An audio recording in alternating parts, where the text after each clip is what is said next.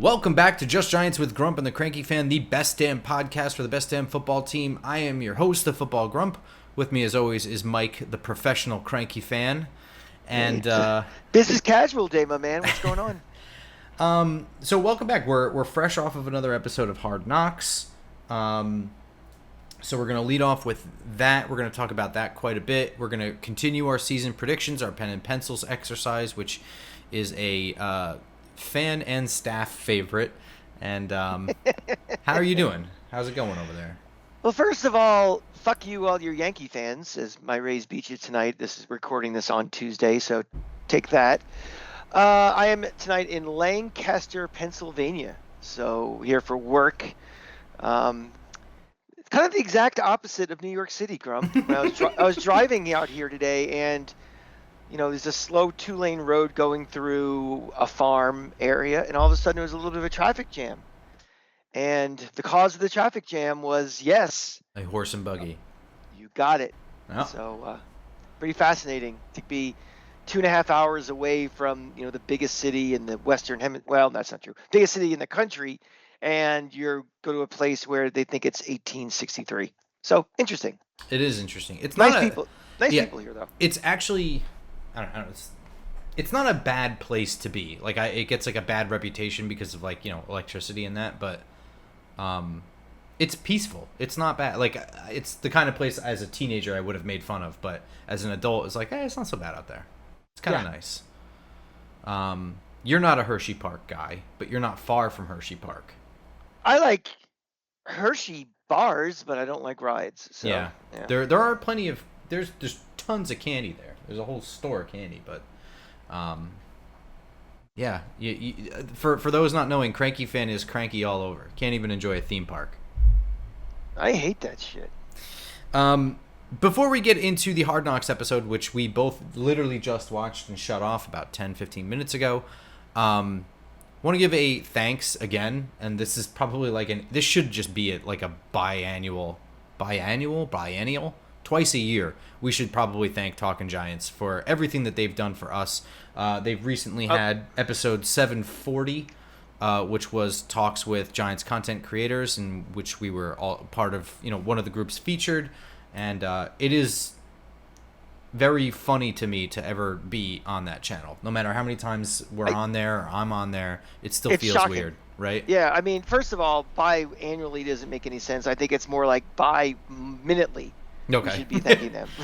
I mean, I still don't understand why they tolerate us, much less like us. But I know they like you. You're fucking fantastic. Thanks. But I'm just a dope who. He's got a great golf shirt on, so. That's right. It's all about logistics, everybody.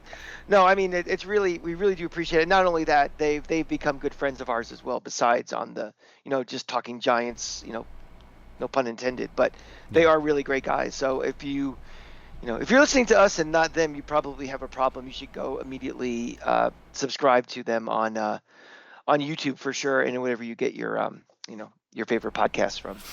Yeah, absolutely. I always feel more important than I am going on their show, but it's always a good time, and I actually enjoy talking to them in the off season a lot. I do spend a lot of time with them. I would say I spend more time with them in the off season than I do in the regular season. We're all busy in the regular season. The off season, I'm with them for the Senior Bowl, draft night, and then I just did the 2 way too early draft episodes for them, offense and defense, which I know is not a huge draw because we just had a draft and everyone's excited for that. No one cares about players that still have a year of college to play. But I super love talking about all that stuff with them in that time. And then, we usually have like a silliness episode like the last one. So I do look forward to the off season and hanging out with them. But. For sure. Hard Knocks. Let's talk a little bit here. So this episode I thought was a lot more interesting. This felt like less of an introductory episode, obviously, and you should hope. We got to see a lot more people involved. We got to listen to a lot more scouts. We got to listen to more Brian Dable than we did in the first one, and a lot less Joe Shane in this one than last time. But we also weren't getting the backstory on how he likes peanut butter and jelly and his wife and kids. And But that's also been kind of the framework of how Hard Knocks works, is where right. they're going to spotlight someone a little more than the other every week of the program. So, um, yeah, I thought it was interesting. And her name escapes me. Hannah The Burnett, scout. right? Yes. I remember saying to you, I think it might have been off air last week. Who is that? Yeah. And you were like, I don't know, I'm not sure. And it seems like the editors heard me say that because all of a sudden she got the name on the bottom, she got interview time. They definitely elevated her. So I'm just curious. Are they editing this, even though all the footage has been made, months ago? Are they editing this show on a weekly basis I don't know. based on feedback of what they're getting from the show or not? Because I thought it was kind of I interesting. found out that there is actually in John Mara's office. There's a red telephone, and when you pick it up, it's just you talking. It's just a live stream of only your side of the audio from this show. So, Well, no, I don't know. That's a good question because this is somewhat unprecedented because Hard Knocks has always been training camp and it's always been shot, edited, and produced in like 7 days on the fly. Yeah, exactly. So I mean, again, this is a little silly thing, but it's just something I noticed about this show was that like she was a little bit on the show last week, but they never said who she was. She was just there, and I had to ask her like, who is that? And then like all of a sudden she got the name treatment on the bottom, she got the interview, she got the stuff. So I don't know, just Well, I mean, here's what I'll say. Observation. Yeah. Well, I think that each episode has its framework, and with this episode focusing heavily on the combine, there were a number of scouts that got airtime. So, and this was the first time we heard any of them talk. Not the first time, second episode. But it may be that as we move on from the combine I don't know what the next episode is. I know the episode list is out there. I don't care that much to look it up, but. If we move into, the next episode is all about free agency, and then the episode after that is all about the draft, we may not hear from her for a whole episode, and then we'll hear from her again. You know what I mean? Like, these people may be introduced along the framework of the series and the way it was supposed to be. Like, you know what I'm saying? Like, they might be editing it week to week with still the general framework in line, where, like, this was always kind of the plan, Right. I'm gonna just kind of shoot into just off the hip on Hard Knocks for this. I really liked this episode. I thought this was really interesting. This is what I was hoping this was gonna be. I knew that the first episode might be kind of dull, and it was. This was a lot more of what I wanted to see. I wanted to see the casual conversation. I didn't know this, but I enjoyed the casual conversations while they're watching the scouting combine and the players going because. Well, I'll get into more of that in a minute, but I really, really, really wanted to see the player interviews because that's something we never, ever, ever are privy to, ever. We might get little snippets for like other things may have come out recently in a couple of years, but and especially player interviews for guys that we don't draft. Yeah. Which it's one thing to say, okay, here's how the Neighbors thing went down. Everybody gave their approvals, and they're trying to both curate their images and make sure they're to the best light. And nobody came off as bad at all in this, but it's interesting how these are like the failed audition tapes. Like if you see somebody who was trying out for Saturday Night Live and they didn't make it, well, that's the video that you see. That's kind of what we saw here. But it was fascinating to see that, for just to take a step back, how difficult the quarterback position is. So when we're so quick to criticize quarterbacks, like that guy doesn't look at the right reads, he's not smart, blah blah blah. It is a fucking hard job. Did you the notice? Hardest part is between the ears. Did you notice the length of the play call that J.J. McCarthy wrote on the board? Yeah. And like Brian Dable was like, you just throw that shit out and give you a one-word play call. Like, just remembering the word order, the sequence, getting all that shit right. Like, we saw Jaden Daniels mix up F and X twice, but and then also it's like juggling. It's like as he's writing it down, replace the X with a Y, replace this with a this. As he's remembering this long list of things, he said that was all really, really fascinating. Yeah, I really, really enjoyed that. We got our. What a stark difference from this and draft day, huh? Well, no pancakes. That's Yeah, a big no thing. pancakes. We got a shrimp dinner in this one, a spicy Yeah. shrimp dinner or Oh, something. you mean some one guy just doesn't make all the decisions and then tells his staff after and then says, "Let's do the research to see if I made a big mistake or not." You mean that kind of Yeah, difference? and then goes home and Yeah. bangs the assistant GM. Well, that's how it started, obviously, because Yeah. she's the capologist. Yeah. Apparently not. So I really enjoyed that. I thought it was interesting. They commented on it, but I thought it was interesting how reserved Malik Neighbors was in that interview process as well. Did you find that kind of interesting? I mean, it's not a bad thing. I have no issue with that. I think it's a little different than kind of the narrative that's starting about him that you know, he's a gregarious, outgoing guy. Hmm. And so, yeah, I mean, again, you've been prepping for the last 4 years for these moments. You know, you, I'm not playing in a bowl game because I'm getting ready for the combine. That doesn't just mean getting ready to run a 40. That means how am I going to handle myself answering questions? What's the right thing to say? How am I presenting myself? How am I my overall presentation? So they're grooming themselves for this moment. So I don't expect anything outlandish from these interviews.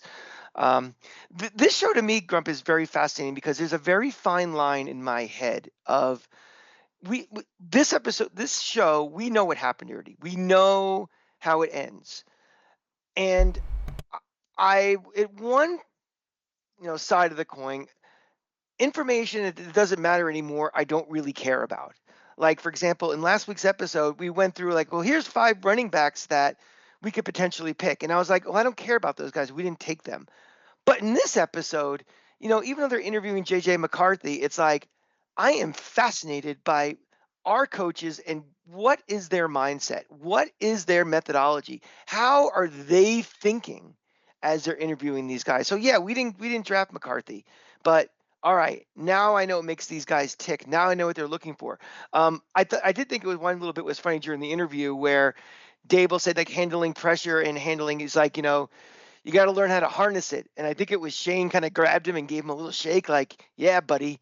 So, if you don't know the backstory of what happened with Wink and all the other stuff, I think that might have flown over some people's heads, but, Giant fans definitely caught that. Yeah, I thought that was funny. I also liked in the middle. I think it was Jaden Daniels was in the middle of answering that question, and then as he's talking, he's like, "Real quick, what was that play I told you to say?" Made him Mm-hmm. repeat it. And what's really interesting is we got that. I mean, I think that a football person would know this, but for people who are just kind of interested and aren't football people and maybe are just sports people or something like that, or just a casual viewer, we got that beforehand when they were talking about. I think it was like I don't know if it was Shane and the scouts or if it was Dable and the scouts or both, but one of the scouts was like, for Jaden, put the pressure on him. I want to. I think really that's where we need to hit him. Because they know, and I had said this, when I'm a big fan of Jaden Daniels and what he can do as a quarterback, but I had said that this makes sense because he can sit for a year and he needs it. Mm-hmm. And they kind of felt the same way, I think. Like they were really testing his mental aptitude a lot. And, his answer to Brian Dable's question on where you want to throw the ball on that play was pretty unsatisfactory, right? Like probably throw a touchdown is not an answer. Like he wants to know where you're looking and why. Exactly. We don't care So about the result. It's what is your thought process. And again, that's why it's interesting about the coaches. It's like I don't really care necessarily who we drafted or not drafted in this context, but how'd you get there? mhm. So it's the same type of thing. I think it was interesting. um, I kind of liked the casual conversation while the guys were just sitting there watching the combine. And Mm-hmm. it's edited so you don't really know if the player that just did a thing and then the shot to the stands is actually connected or not or whatever. But I just Mm-hmm. enjoyed. I guess I enjoyed, and this is like minor, that it was very casual. Like you know what I mean? They were just kind of sitting back and taking in the numbers and stuff. you could tell that they like, you have guys with their stopwatches, right? They're taking in the numbers, but they're not like they're joking around. Dable's trying to see if anyone will agree with him that he can run a 40 in 7 seconds. And I guess I feel that way because that's kind of what I feel like sitting on the couch next to Bobby and Justin in an Airbnb in Mobile, Alabama. It's kind of the kind of conversations we're having. Like they're somewhat serious, but mixed in with a lot of just, I don't know, dude talk, whatever. But I like that it's not. I don't know. I guess I was afraid that it was going to be super serious. Like they were going to take the combine and the numbers like real seriously. You know what I mean? I don't know if that makes any sense. Because I think the combine can help people, but more often than not, all it really does is hurt you or affirm what you already see on tape, right? Mm-hmm. So that was a lot of the combine stuff. I want to talk a little bit about, I guess, was there anything else besides that and Shane and Barkley / McKinney? Yeah, before we get into like what I think the major themes of and what I'm getting out of this show, really quick, some little notes I had, the shout out to St. Elmo's. If I was going to ask if you had been there, I forgot. Oh yeah, I've been there several times. When the Giants won the second Super Bowl against New England, what St. Elmo's did, because the game was in Indianapolis, it's an old building right on the main street in Indianapolis, and they're famous for that cocktail sauce. And you heard them joking how they wanted to taste the rest of their meal. It's that strong. But they had this enormous tent, and they were selling thousands and thousands of little trays with 4 shrimp and a thing of cocktail sauce. And that's one of the lasting memories of that trip was like, we got to get some, and it was great. So that was good that they kind of, had a little shout out for St. Elmo's there. So is that all they do is fucking shrimp? They make it. Is there any reason for me to go there? Oh, it's a great steakhouse too. Oh, okay. Say no more. It's their 100 years old steakhouse, but like their signature item is the cocktail sauce, and it is fucking strong. I mean, if you have a cold, it will clear out your nasal passages really quickly. And if you're constipated, you'll be fine. But yeah. that was a nice little touch. But the biggest thing I'm getting out of this show now is we are, my perception meter is way up on this. I'm trying to catch every little thing. I'm definitely getting 2 senses after 2 episodes from this. It's one, in spite of what Mara wants, and in spite, of all that, I really get the sense that this organization, especially Joe Shane, could really take it or leave it with Saquon Barkley, and I think is ready to move on from Daniel Jones.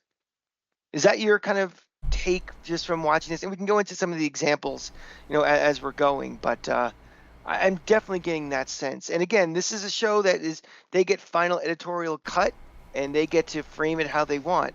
I really want to talk more about the Saquon, conversation and the Shane one next, but telling it from one side, I really get the sense that they just don't want to be bothered with the bullshit anymore.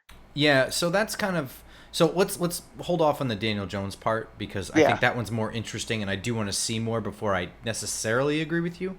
Mm-hmm. But sticking with Saquon, I think. I don't know. I know I'm not going to be the only one, but his kind of, this was intentional, I think. But Saquon's answer over the phone to, like, the question of, like, can I get your word on circling back to us? And he's just like, well, I told you where I want to be, is a very it's very easy to just say yes, even if you lie. You could still be... it sounds like Saquon didn't want to be here. Am I wrong in that? I think Joe Shane had the right perception. His detector was going off well, where he kind of predicted, I don't want him to feel disrespected and think that we're assholes, and then he's going to get an offer and take the first one and leave. I think he sensed that was going to happen. And I think he was trying to... But here's the thing. He gave him the go ahead and look for an offer, but that I have your word, that to me that's a little insulting. You think so? We're not lawyers. This is not a legal, a binding agreement. It's just, why would you? That doesn't even need to be said. It's if you have the relationship, and over time, if it's been that frayed, and you have to say it, he's gone. Oh That's yeah. it, and then that's clear. And obviously his actions, did that. But I I also just get the feeling like, if they really wanted him, they would have made something happen. They would have overspent probably. If they really, really wanted to, they would have, said, okay, we're going to catch shit for franchising him again. They would have done it. I Well, just think, yeah. I, I don't know if it's because, well, we don't have an offensive line to support him and a quarterback to support him, so we're wasting our time with him, or I'm worried, the miles on his tires, or I don't want to go through the media circus of, well, is he ever going to sign long term or not? And I think they may just want to have been like, I think we're done. I totally agree with that. I think that there's a lot there. He was no longer going to play ball. You were either going to give him an offer or that's it. And Shane said it right away. He's like, I don't want to do the franchise tag thing. We both tried that. We know how that ends. Pretty much is what he said. It's not, but it's more or less. When he said I'm not going to do the franchise tag thing, he was kind of speaking for both of them. I definitely. Well, hang on. I think that's interesting, and I think you're probably right. I think that. But let's face it. I mean, Shane said it in this episode, but I keep having to remind people. I feel like they reached out to Barkley first. They wanted to pay Barkley before Jones. Everything that we have information-wise says that an offer went out to Barkley in the middle of the year. He didn't want to talk yet. It didn't trickle out that way. And so they ended up having to pay Daniel Jones first. I do think that they really do want him here. They understood that in order for that to happen, they would have to overpay for him. And I think that John Mara was perfectly okay with that. I think that in certain scenarios, Joe Shane would have been okay with that. I think that in the scenario of last season was a fucking disaster, offensively specifically. Not just the whole year, not the Wink Martindale, Brian Dable thing. The offense was putrid and terrible. And it just didn't make sense to make that move. It's an excusable thing to pay a guy that's like a face like that more money than he's worth to stay and continue being, a guy that is going to be a major contributor, but you're always going to look back and be like, they're paying him too much money. He's not worth that. That's excusable when you're in the right scenario where it actually helps you win. If you feel like that's going to hamper you from putting a product on the field with an offense that will move, then it doesn't make sense anymore. It would just be negligence. Like you would be bad at your job if you did that at that point. And at a certain point, Joe Shane has to be like, I have to sign my name next to this. John Mara, you may be okay with overpaying Saquon Barkley, but when I look at the budget and I look at the roster, I'm not okay with it. I can't be, because I have to be able to, let's just say you, Cranky fan, you're the GM and it's your decision. I could get fired at any moment from this job. But down the line, when you're in an interview for another job, you have to be able to explain yourself. Yeah, that's when you ultimately have to get called to the carpet. It's not getting fired, it's your next job. Like, why'd you do this? And you don't want to be Joe Shane in the scenario of backing yourself further into a corner. He has some level of debatable rope, right, for last year. You know what I mean? Like, I think I see. That's where I think you and I differ a lot from last year. I mean, last year was a disaster, but again. Well, wait, hang on. I don't want to say that that's my opinion. That's not my opinion. I think that's, you and I think, are closer to the sanity level, but the sanity is always, influenced by the insane. And there are people that were not going to accept that step backwards last year. You and I both understand the circumstances around, the way the season started and the gamble that they took and how it just didn't work right? Yeah. I mean, I have two words: Tommy DeVito. I mean, that's a nice chunk of your season. You can't, a bad offense. Well, look who we had playing quarterback. Look who we were forced to have to play. I mean, but you can say as the complainer, Tommy DeVito's situation only came about because you failed to address the offensive line. You continued to put Daniel Jones in harm's way, and instead you thought that getting somebody like Darren Waller was the premium. I don't buy that. I don't buy. Because how many elite quarterbacks have gotten hurt in this league and they have good offensive lines? If you're going to get hurt, Sure. you're going to get hurt. That's so true. I mean, that to me is a cop out reason. Like, well, the offensive line sucks. That's why he got hurt. I mean, Daniel Jones might be a guy who just gets hurt. It happens. There are players who are like that. You can have the greatest offensive line in history or the shittiest. That's he hurt his knee. It looked like he just went down. Right? No, I agree with you, but I do think that it's at least an argument that is worth listening to from other people. It's not radical to say something like that. And, Joe Shane and Brian Daboll had a very, very long rope at the beginning of last season, and I think it got tighter. I think that that's fair. And from the perspective of Joe Shane, it's on him to recognize that it got tighter and not overreact, but not ignore either. Let me ask you something. I think the way we know the Giants have editorial control over what gets cut and not cut, but who in the Giants actually does? Do you think it's like at the ownership level, like a mayor is saying yay or nay, or Shane/Dable? Because that's twice. Even we heard it last week, and we heard it in the coming attractions for next week. Mayor is saying, I would prefer having Barkley back. So did they have that in the coming attractions? I feel like it was in the coming attraction. They said something like that. So my question to you is, you said about shorter rope for those guys. Do you think the rope is shorter now on Joe Shane than it is for Brian Daboll because, Barkley isn't back and the result of the record? I'm not totally sure I understand the question, so let me rephrase it. Are you asking me if the fact that Mayor wanted? Okay, go ahead. This show is about messaging, right? And they clearly put in that show you're giving your word, right? Now, if Barkley comes back and does sign the contract, that is never in the show. No way. Oh, right? 100%. So here's another. So them putting in there twice now, Mayor saying, I really would like Barkley back. So are you asking me, did Joe Shane's rope get tighter since Barkley didn't sign? Like, again? Yes. I don't think so. No, I mean, I think that it's something that John Mara writes down. I think that, if next season, forget wins and losses, that's not important. It's important. Mm-hmm. Sorry.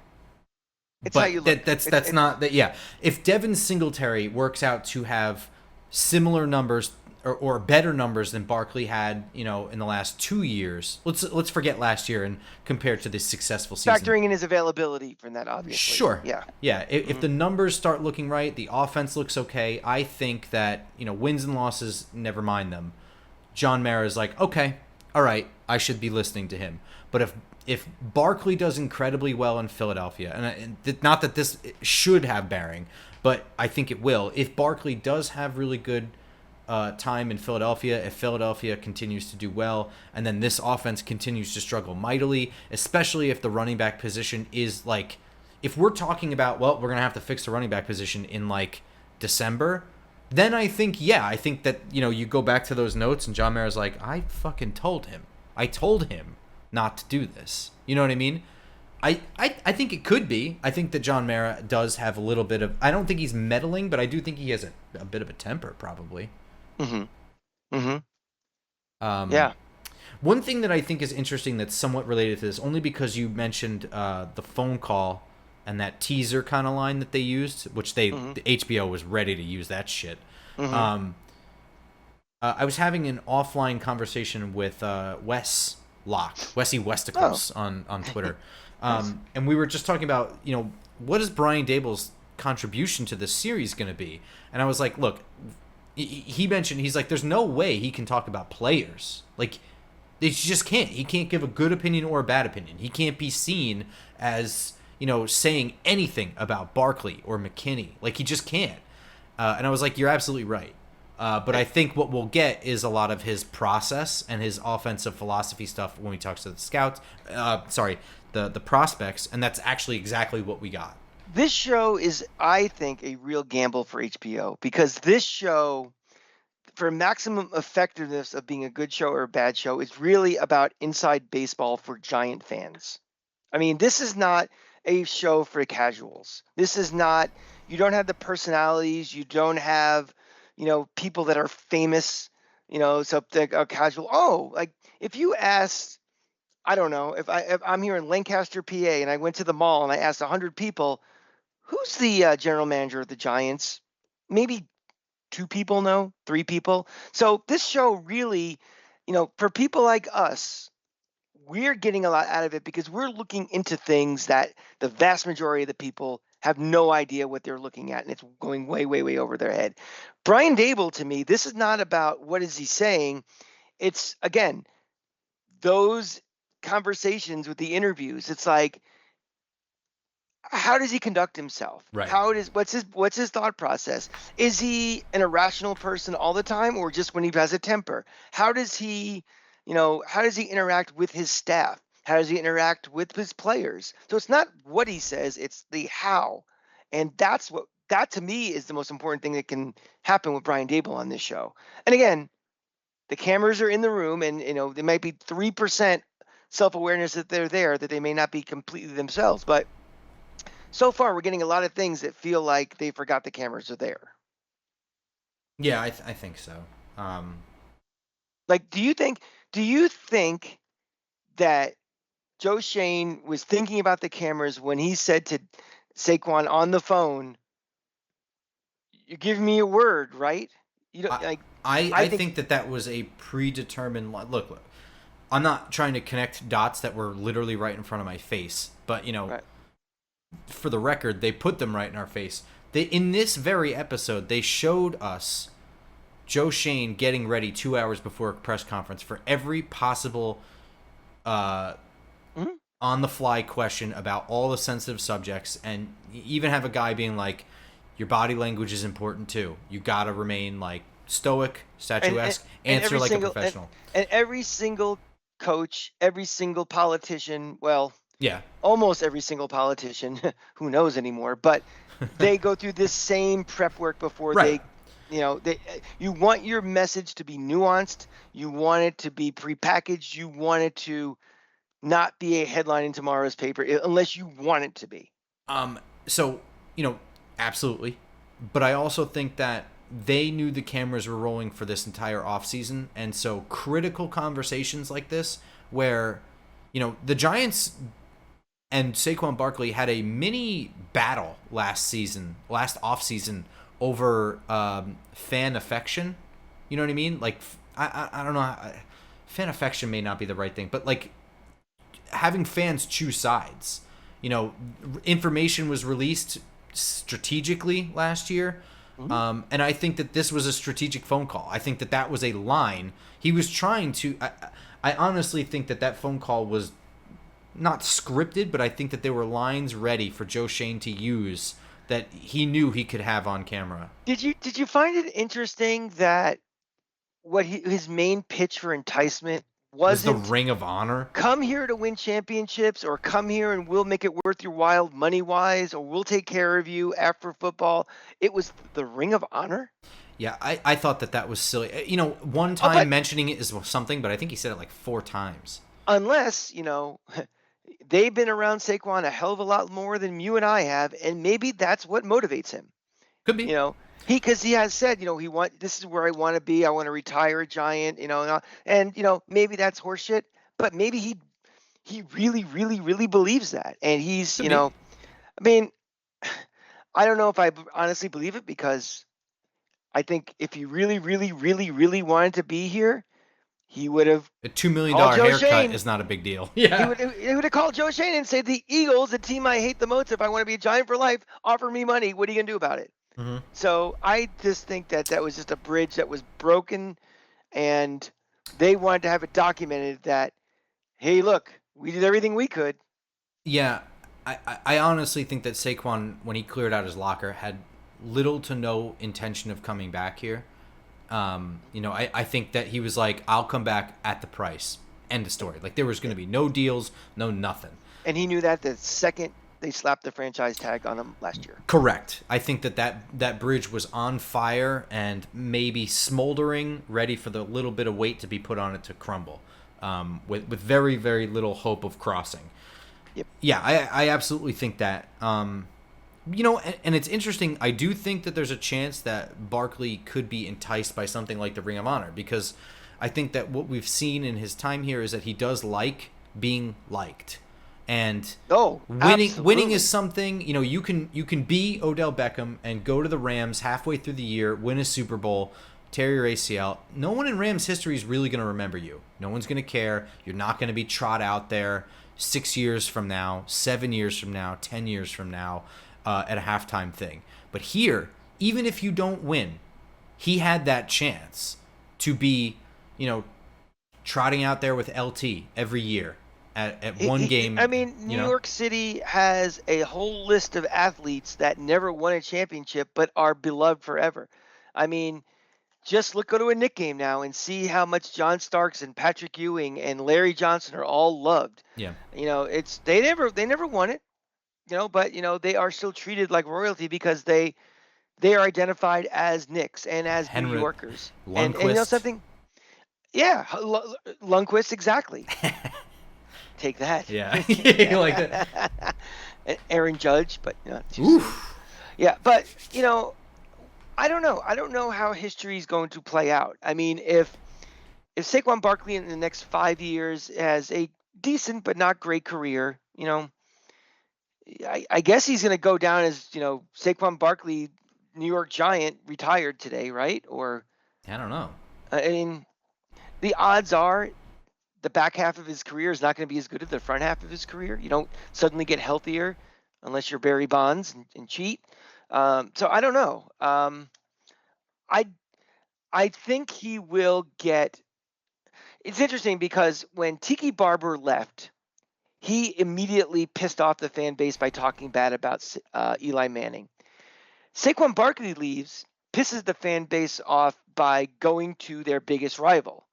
I wonder, and it took Tiki a long, long, long time to kind of get back into fans' good graces, and he will never be in that same regard as LT, Carl Banks, Harry Carson. There are plenty of people who will tell you straight up, I will never forgive him for the way he acted when he left. I mean, there's plenty. He will never. There's a segment of Giants fans that will not accept him back for that. I mean, I've done a whole discourse about the quote unquote Ring of Honor, how one of the 3 words in Ring of Honor is honor. And I am adamant that I never, ever want Urban Meyer to be in the Gator Ring of Honor. He won 2 national titles as coach, second best coach in school history. The guy has no honor and should not be up there. Tiki Barber, I'm not as harsh on, but what he did was pretty dishonorable when he left the Giants. Now, I don't consider Saquon's act an act of treason. I mean, he's a free agent, and as he's a free agent, thinking about it from his perspective for a minute, if I'm a free agent, I don't have to fucking tell you and call you back and say I got an offer. Can you match it or not? You could do whatever you want. Sure. It says on your Wikipedia page at that moment, Saquon Barkley is a free agent running back in the National Football League. You are not a member of a team. So, I mean, if you wanted to give the courtesy, that's great. But I think they're doing a public relations move on him, but I don't think he's they're reversing, required to have to do that. No, he's not required to. But I think that was an attempt for Joe Schoen to keep Saquon's public words as a weapon to use against him. Oh. You said you wanted to be here. You couldn't even call us. That's all that was. Well, you said you would call us, and he was very strategic in what he said, Saquon. He never said, you have my word. He's like, about circling back? Yeah. Yeah. Yeah. Well, he didn't even say it. He's like, you already know where I want to be at. Like, he was, like, annoyed by that question. I would be, too. That's fine. But, I mean, to me, this is all jockeying for position for right now, for this episode. Yeah. All right. You got any more Hard Knock stuff, or is it time to move on to season predictions? I think it's time to move on. Okay, so Week 9, second game against the Washington Commanders. This one is at home at MetLife Stadium, the air conditioning unit, which I could really use right about now in July. 1 o'clock, November 4th, when we won't need air conditioners. It's a Sunday game. Give me your thoughts. This is our second matchup, our first second matchup for the division. Yep, it's also the I'm not gonna be able to make this game either. I'll be coming back from No, I will be making this game. My apologies. I got my dates wrong. I'll be coming back on a very early flight from Jacksonville after a loss. So we covered already the Commanders early on, but I was actually thinking, Grump, and tying this back to tonight's episode of the show. We spent a lot of time watching Brian Dable interview Jaden Daniels and trying to figure out, what makes him tick, what are his strengths, how smart he is, how, can he mix them up? And it made me start to think a little bit. Thinking about the draft, you know, those top quarterbacks, the realistic odds of us trading up to get one of them was pretty low because all of those top three teams that were drafting also needed a quarterback pretty badly. So, the question becomes, you know, why spend so much time interviewing these quarterbacks? I mean, obviously you want to do due diligence in case some miracle trade does happen, but I think something else was going on here. And I'm going to bounce this off of you and tell me if I'm crazy or not. The Commanders were drafting number 2. Commanders are a division rival of the Giants. We're going to play twice a year unless there's some crazy realignment that happens.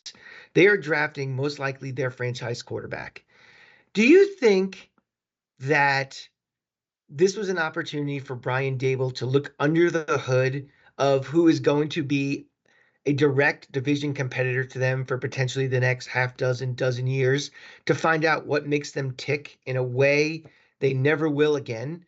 Getting them in the room, running film with them, quizzing them, seeing what their tendencies might be, what things they fall back on, see how really smart they are. This may not be something that's going to affect them in 2029 or 2030, but most likely a rookie quarterback drafted this year is going to play this year. And with Washington, they drafting Jaden Daniels, it's an opportunity to kind of see what we'll be dealing with going forward. Am I crazy by thinking this, or is this a possibility? I think that knowing what the situation was going into the draft, that was calculated collateral damage, if that makes sense. So, they have to do their due diligence anyway. They have to do their due diligence on every single prospect. Hard Knocks. Of course. Hard Knocks is going to focus on the best stories and the top stories. And these were definitely the 2 top stories of the draft. And this is all Giants Twitter talked about for the draft. It was either going to be Malik Neighbors or one of the quarterbacks. And it was all going to depend on how things fell or if there was a possibility to trade up. Now, I think you already mentioned that the possibility of trading up was pretty much in another universe. That was just not likely going to happen. So, exactly. Knowing that Washington, a division rival, is picking in that top 3, definitely needs a quarterback first and foremost. I think, it's no secret. There's plenty of time to plan for this draft. That would be calculated collateral damage. Like, worst case scenario, we find out the strengths and weaknesses of a guy that's going to a division rival, at least for the first year. In the case of Jaden Daniels, I would say probably the first 2 to 3 years, given my assessment that he is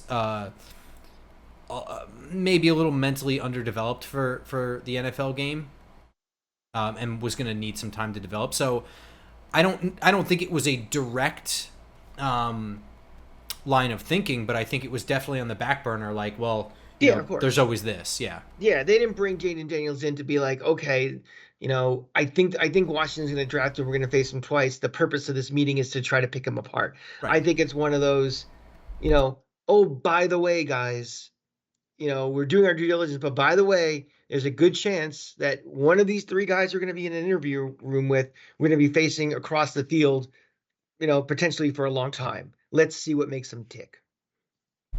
I think that's really interesting. What do you think happens on November 4th at 1 o'clock? I think we win this game, actually. I think that, it's very hard to predict how rookie quarterbacks are going to be. And I think when you see the success of somebody from the year before, everyone like is like, oh, who's the next one who's going to do this? And it's very, very difficult in this league. Um, I think this is the game where, we're coming into, the game's at MetLife. It is a short week. We play on Monday night the week previous. We play Pittsburgh. But I think this is where we catch a rookie quarterback. It's hard for rookie quarterbacks to win in this league. It's harder for them to win on the road. I think we sneak out a win with this. I'm going to put us at a win in pencil. I predicted for our first game against Washington that we were going to lose. I didn't like the matchup of Dan Quinn and Brian Dable. It hasn't gone well. Granted, he had a great roster in Dallas. He had an offense that could score points to help that defense for sure. But that defense just beat the hell out of Brian Dable's offense for 2 straight years. So no fluke there. However, I do, and one of the things I said is that, I could see us getting to Jaden Daniels and just not having the right contain, missing the sack, and then all of a sudden there's a 65-yard run at like maybe 2 or 3 crucial points in the game that like would have been a turnover on downs at the end of a half or something like that. Now is a touchdown for Washington. That's kind of how I saw that first game going. This time, I think Shane Bowen goes into this game knowing the 2 or 3 critical mistakes that he made, and he doesn't let that happen again. I think that this game is a low-scoring defensive slugfest. Everyone else in the NFL will say it's the worst game of the week. It was boring. These offenses suck. These teams are terrible. The NFC least, yada, yada, yada. But Giants and Commanders fans will be like puckered assholes in the stands watching this game. This is going to be and I think that the Giants come out of this one with a win. I feel pencil level of confidence on this one. I like the little narrative I've made here, and I think that those 2 to 3 65-yard runs, there's some disguised coverage or something like that where he gets stuck in the pocket. You have Bobby Okereke or somebody spying him, maybe Tyler Nubin. You know what I mean? I don't know. Maybe just some kind of interesting thing. But there's an adjustment from first game to second game here where Shane Bowen makes all the right moves. I think Brian Dable's offense continues to struggle against Dan Quinn and his defense, but able to eke out more field goals than the Commanders. Yep. Sounds good. We're in agreement. Let's move ahead to Week 10. I believe this is the Munich game, right? This is the Munich game. Yes. November 10th. It'll be 9:30 in the morning for you and I. It'll feel like 6. I don't know what time it will be there, but it's going to feel like midnight for everyone still Oktoberfesting over there. Giants at Panthers in the International Series. What are your thoughts? This is one of those games where there's absolutely this is one of those games, if you lose it, that's when, you're going to hear all the catcalls and the, people jumping ship from this team. This is a game the Giants, no matter what their woes are going to be this year, we can't predict injuries. We can't predict, much of anything, but this is a game you have to win. You have to beat a team like Carolina. Carolina is, in a year of transition. They have a new coach. They have a new GM. It's year 2 for Bryce Young, which is, when you bring in a new head coach and a new GM and they didn't draft you, it kind of puts you a little bit on the hot seat as well. And, he played like a rookie last year and probably deserves a longer leash. But, when the leash is being held by a different owner, that leash isn't as long as it should be probably. Curious, even though there's a new coaching staff, Brian Burns, he still knows a lot of the players that play on that team. So he may not be able to say, this is the terminology they're using or even the schemes we did last year, but he knows tendencies of what his former teammates were doing. So that might be a little bit of an advantage for us. They got a lot of older guys on this team. It seems like getting off season. So, it's interesting. They're not in full teardown. It's kind of like, they're in steady the ship mode right now, which I don't know really what they're really trying to do. I mean, I know they got Jaden Clowney, which feels like he's on his 12th team now for some reason. They got older. In the secondary, they got some older guys too. I don't know. To me, Giants traditionally play well overseas. And, it really doesn't mean much of anything like what they did against Miami 12 years ago, but they have a pretty decent record over. I don't think they've ever lost overseas, They right? have not. Yeah, 3-time London champions. yeah, yeah. So it's time to conquer Germany. Um, I think they do. I think they win this one. I'm gonna actually put this one in pen. I know this is a game where there's a lot of pressure, where they probably feel they have to win it. I just think that as much as the obituaries are being written about the Giants now by a lot of people, how they have the worst roster in the league. PFF thinks they're one of the worst rosters in the league. People are writing, the swan songs for, everybody, blow it up, tear it up. I still think they're a better team than Carolina. And my guess is that stadium will be majority Giant fans over there. You know, we saw it when we went to London last year that we saw all 32 jerseys represented, so it's not like a clear two fan bases. But I think there'll be a lot of Giant fans who go over there.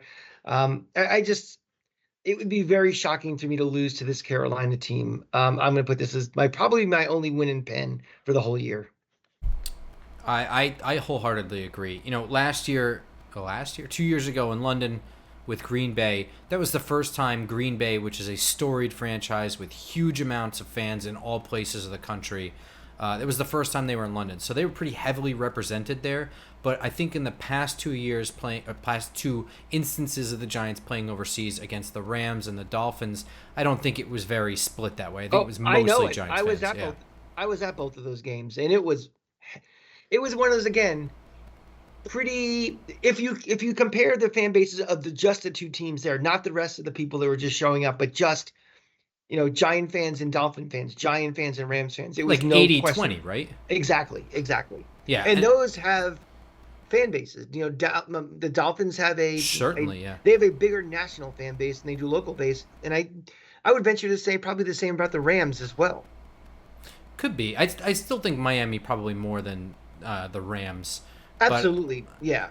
um, but Carolina, I'd be very shocked to see a lot of Carolina fans at the Germany game. This might be like 95-5 Giants fans. Could I don't be. really know, Yeah. but you know what? You listed everything. It's a weak combination in Carolina right now. It's a weak coaching staff, in my opinion. It looks like a weak roster. You're not wrong. A lot of the holes are being filled with available guys, which are on the older side. Hmm. Bryce Young, not even with the same. You're already losing continuity after a season that was pretty bad to begin with. I don't like his trajectory, and I'm not saying that as anything against him. I'm saying the situation he's in, I don't Yeah. think is very good.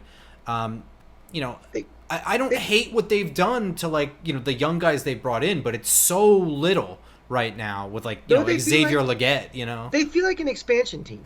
They feel like they got a bunch of guys that were left exposed in the expansion draft, and they just grabbed them. Yeah, Like, kind of. can't you see if this was the first year of the Texans in 2002 that I know they drafted him, but like if Jadeveon Clowney was in his 11th, 12th year, he would be left exposed and he'd just grab him.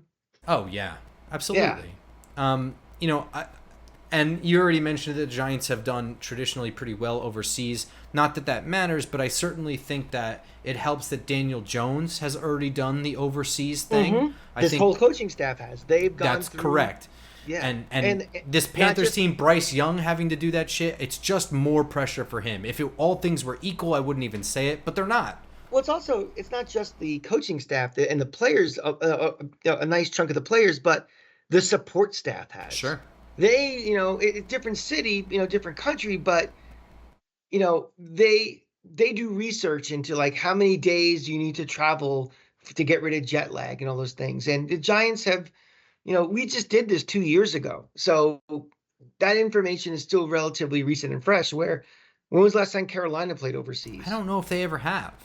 Yeah, they may not have at all. So, the little things. The Giants are a bad team, and to beat other bad teams, you have to win little things on the margins that could mean a lot. And Sure. doing this again is a little thing on the margin that might make a difference.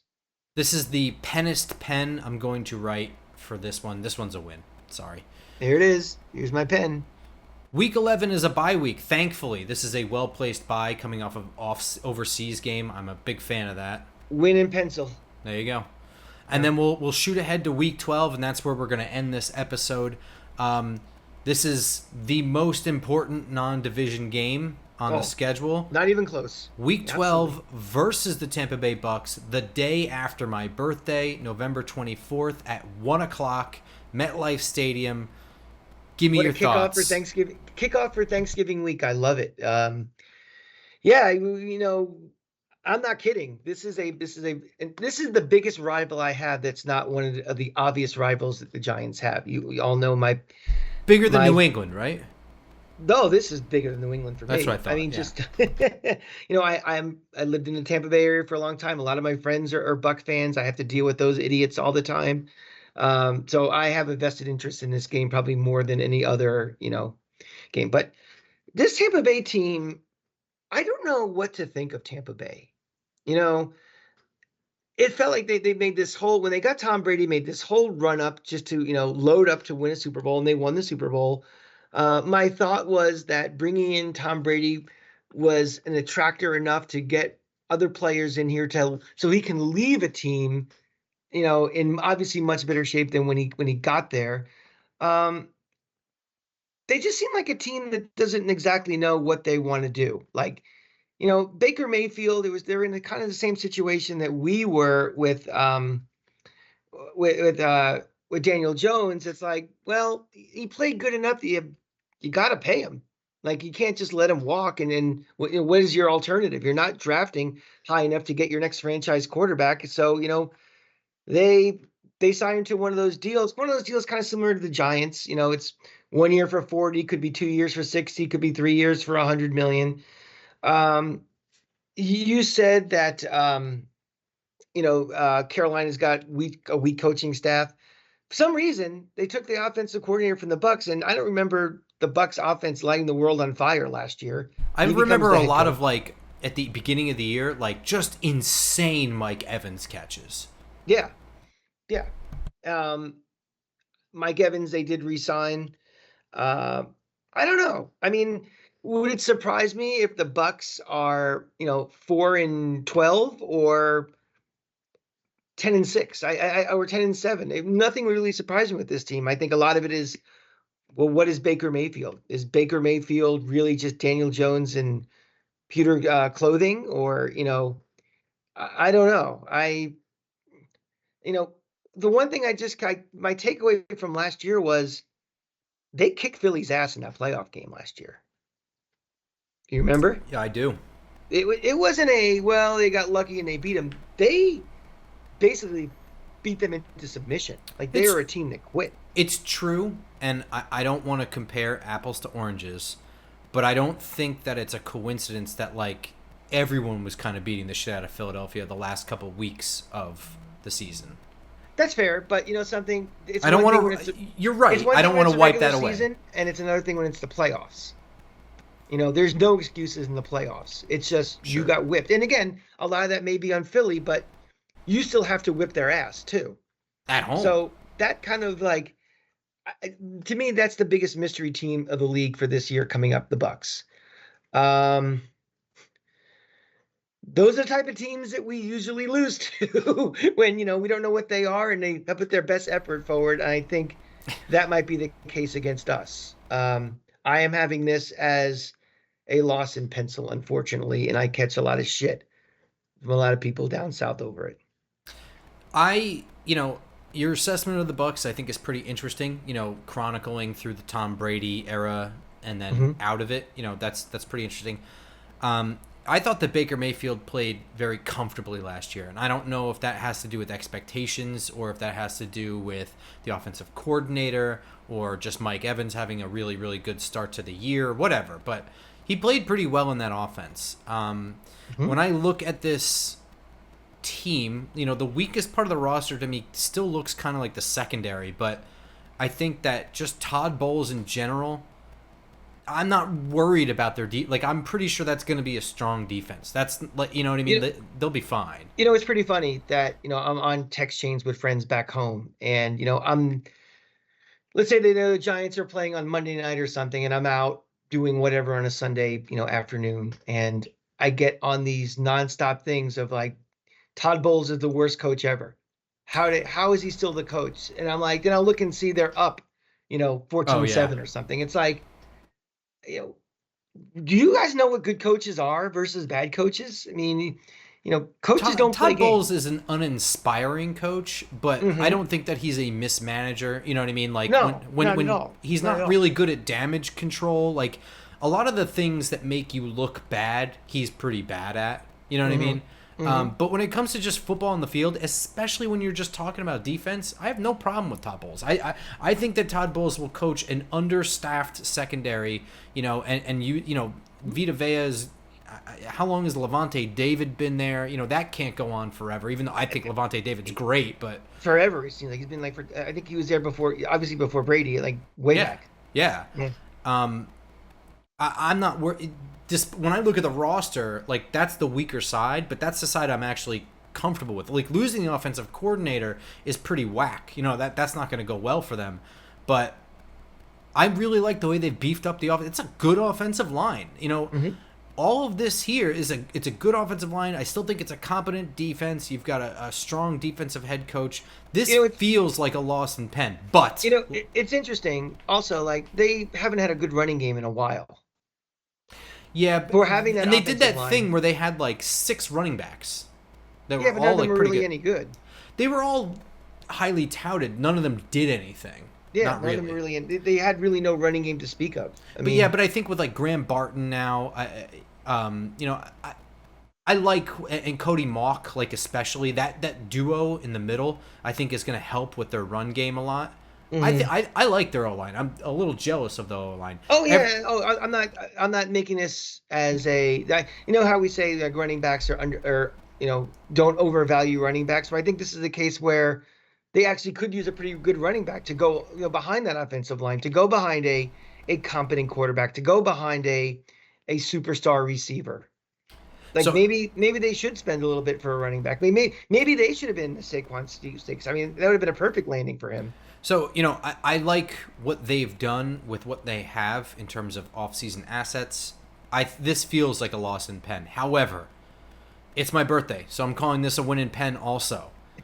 We've had some pretty weird luck on my birthday, some good things. Jason Garrett was fired on my birthday. The gift that keeps on giving. Yeah. We had the Odell Beckham catch was also on my birthday. I mean, this is the day after, so, if my birthday itself goes ho-hum, then this will be the gift waiting for me is the next day, is patience. So, everything football tells me is that this is a loss. Everything the stars tell me is that this is a win. And win's a win is a win is a win. Just You- give me wins. We, And give me we, a win against the Bucks, please. we've had conversations about how luck is part of the game. And, what's written in the cosmos, that's part of luck, right? Luck is not quantifiable. Luck can't be predicted. Luck can't be, you can't put it in a box. You can't measure it. You Well, I'm going to can't predict it, so. you can't go to the combine and say, show me luck. It just sort of is there. And it'd be nice if the Giants actually had some luck for a change. That's going to do it for this episode. We will be back next week with another Hard Knocks episode review, whatever, and then we'll go through weeks 13, 14, 15, and 16. Oh, should we just finish it out, you think? And we have a special big episode coming up too, besides that. That's going to be the episode after that. We've Right. been teasing it for a while. That bonus episode is going to be Thursday morning. Ooh. So A little tease for you. It's already been recorded, so it's actually going to happen. Yeah. Yeah, So and I'm going to it's say not just right a now, tease. I had a lot to say. So if you don't like episodes where I talk a lot, you may want to skip over that one. But I definitely unleash the hounds on that for my thoughts on college football. Yeah. So be sure to subscribe on YouTube, iTunes, SoundCloud, Spotify, wherever you listen to your podcasts, because that stuff is all upcoming. And follow us on Twitter at @football_grump, at the Cranky Fan. And we will see you guys next week. Until then, go Giants. Go Giants.